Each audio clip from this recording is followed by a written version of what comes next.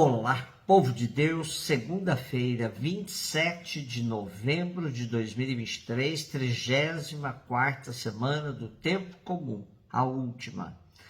Nossa reflexão de hoje é a partir de Daniel 1, de 1 a 6 e de 8 a 20, e Lucas 21, de 1 a 4.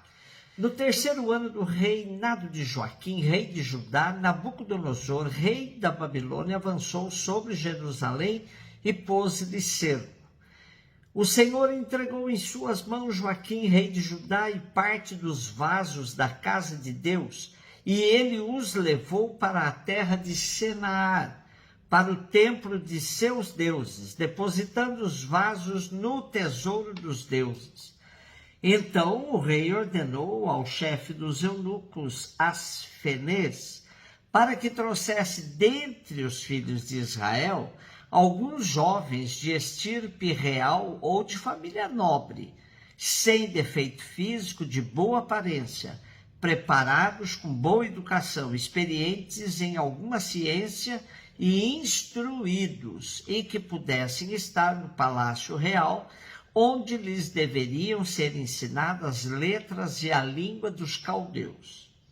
O rei fixou-lhes uma ração diária da comida e do vinho de sua mesa, de tal modo que, assim alimentados e educados durante 3 anos, eles pudessem, no fim, entrar para o seu serviço. Havia entre esses moços, filhos de Judá, Daniel, Ananias, Misael e Azarias. Ora, Daniel decidiu secretamente não comer nem beber da mesa do rei por convicções religiosas, e pediu ao chefe dos eunucos que o deixasse abster-se para não se contaminar. Deus concedera que Daniel obtivesse simpatia e benevolência por parte do mordomo. Este disse-lhes: tenho medo do rei, meu senhor, que determinou alimentação e bebida para todos vós. Se vier a perceber em vós um aspecto mais abatido que dos outros moços da vossa idade, estareis condenando minha cabeça perante o rei. Mas disse Daniel ao guarda que o chefe dos eunucos tinha designado para tomar conta dele, de Ananias, Misael e Azarias: por favor, faz uma experiência com estes teus criados por 10 dias, e nos sejam dados legumes para comer e água para beber, e que à tua frente seja examinada a nossa aparência e a dos jovens que comem da mesa do rei, e conforme achares, assim resolverás com estes teus criados. O homem, depois de ouvir essa proposta, experimentou-os por 10 dias. Depois desses 10 dias, eles apareceram com melhor aspecto e mais robustos do que todos os outros jovens que se alimentavam com a comida do rei. O guarda desde então retirava comida e bebida deles para dar-lhes legumes. A esses 4 jovens, Deus concedeu inteligência e conhecimento das letras e das ciências, e a Daniel o dom da interpretação de todos os sonhos e visões. Terminado, pois, o prazo que o rei tinha fixado para a apresentação dos jovens, foram estes trazidos à presença de Nabucodonosor pelo chefe dos eunucos.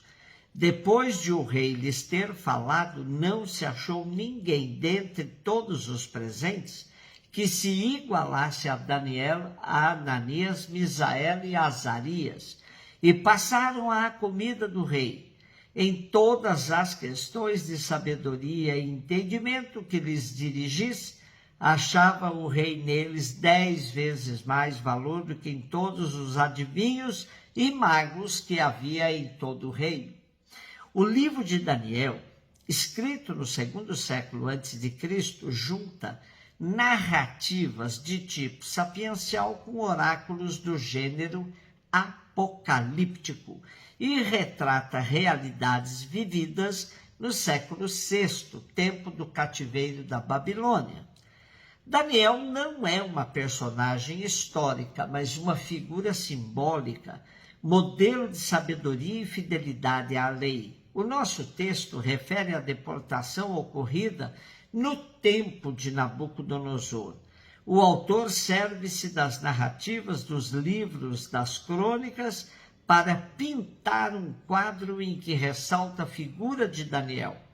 A narrativa decorre à maneira das fábulas. O rei manda escolher alguns jovens, entre eles 4 israelitas nobres e dotados, para serem instruídos e colocados ao serviço da corte. São escolhidos Daniel, Ananias, Misael e Azarias, todos da tribo de Judá. Mas Daniel e os seus companheiros revelam-se decididos a não transgredir a lei. Era essencial para os exilados manterem-se fiéis aos poucos preceitos que podiam observar fora da sua terra e que os distinguiam dos pagãos. A circuncisão, por exemplo, o sábado, as prescrições referentes a alimentos.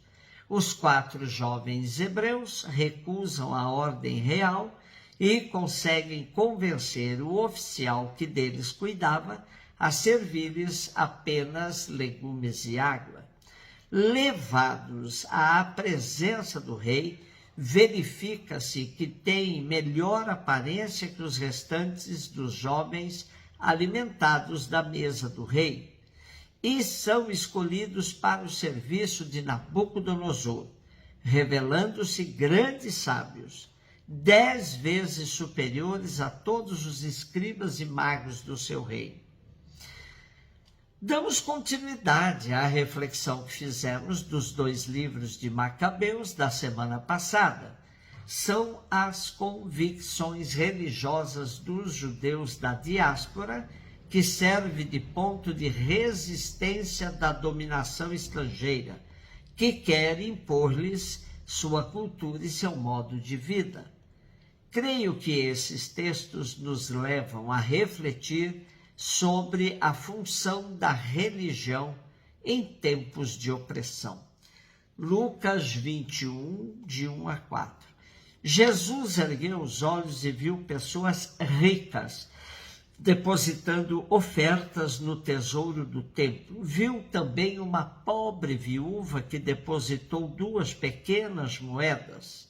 Diante disso, ele disse: em verdade vos digo que essa pobre viúva ofertou mais do que todos, pois todos eles depositaram como oferta feita a Deus aquilo que lhes sobrava.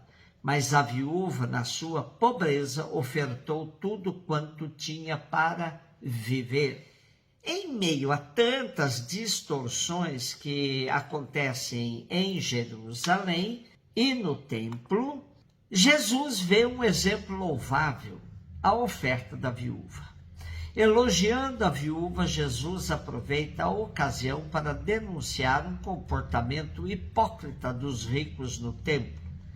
Eles tinham um costume muito estranho de fraccionar a moeda em várias pequenas para, na hora da oferta, chamar a atenção com o volume da oferta.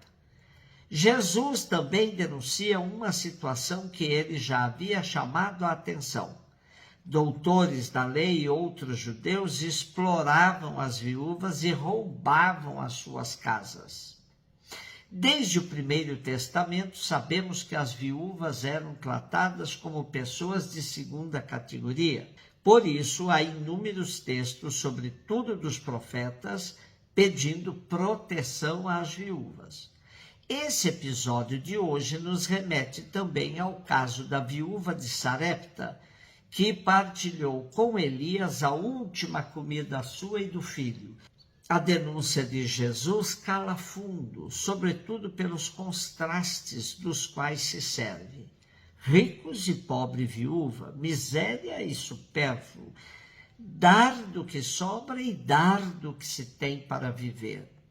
O olhar de Jesus é como que um juízo sobre a atitude daqueles que têm uma relação diferente com os bens, com o dinheiro.